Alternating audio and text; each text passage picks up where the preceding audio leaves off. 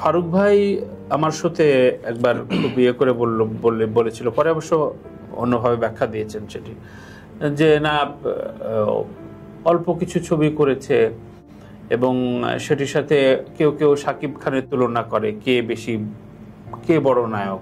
তো এইগুলো কি কুতর্ক কিনা, কুতর্ক মনে করো কিনা? অবশ্যই একেবারে কুতর্ক, এবং একটা মানে ক্ষণজন্মা মানুষ, খুব অল্প সময়ের ক্যারিয়ার, অল্প কিছু সিনেমায় অভিনয় করছেন, এবং উনি যে ব্যতিক্রম সেটা তো বিভিন্নভাবে উনি জানান দিয়েছেন। ওনার ফ্যাশন সেন্স, ওনার স্টাইল এবং সময়ের চেয়ে এগিয়ে থাকা, ওনার অভিনয় সবকিছু দিয়ে তো, এবং ওনার যেই মানে মানবিকতা সবকিছু দিয়ে কিন্তু উনি আলাদা, উনি যে অন্যদের চেয়ে ব্যতিক্রম সেটা কিন্তু জানান দিয়েছেন। তো এখন যেই মানুষটা অল্প সময়ের ক্যারিয়ারে এভাবে মারা গেলেন, সেই মানুষটারে অন্যদের সাথে তুলনা করার কি দরকার?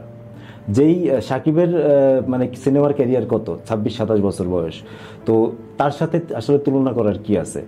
মানে এটা দেখি মাঝে মধ্যে অনেক ভক্তরাও প্রায় আসে, এবং আমিও বিরক্ত হই যে এই আলোচনাটা কেন। মানে এইটা এখন তারা আসলে একটা বিষয় আমি জানি যে সালমান শাহ যখন ইন্ডাস্ট্রিতে খুব দুর্দণ্ড প্রতাপে দাবিয়ে বেড়াচ্ছেন, তখন কিন্তু ইন্ডাস্ট্রির সিনিয়র কিছু মানুষ তাকে জেলাস করতো, সেটা বিভিন্নভাবে প্রকাশ করত।